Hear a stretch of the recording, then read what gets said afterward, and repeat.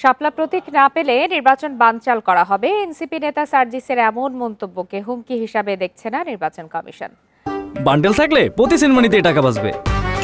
বিকাশ send money bundle কিনে জিতুন প্রতি লেনদেনে। রাজনৈতিক দলের কথা বলার অধিকার আছে জানিয়ে সিইসি বলেন, নির্বাচন কমিশন আইন অনুযায়ী কাজ করবে। রাজনৈতিক দল নির্বাচনের প্রধান অংশীজন উল্লেখ করে এএমএম নাসির উদ্দিন বলেন, তারা যেন নেতিবাচক কিছু না করতে পারে সেই ব্যবস্থা করবে ইসি। বিকালে রাজধানীর আগারগাঁওয়ে সংবাদ সম্মেলনে সিইসি বলেন, ফেব্রুয়ারির প্রথমার্ধে নির্বাচন করতে সর্বাত্মক প্রস্তুতি নিচ্ছে কমিশন। প্রধান উপদেষ্টার প্রতিশ্রুতি বাস্তবায়ন এবং ঐতিহাসিক নির্বাচন আয়োজন করতে কমিশন আন্তরিক। ইসির ওপর প্রবাসীদের আস্থা নেই উল্লেখ করে সিইসি বলেন, আস্থাহীনতা দূর করার চেষ্টা চালাচ্ছে ইসি। কমিশন তো ডিসিশন নানাবিধ বিবেচনায় নিতে পারে। এখন আমি যদি প্রত্যেকটা ডিসিশন কারণ ব্যাখ্যা করতে যাই তাহলে তো মুশকিল আছে।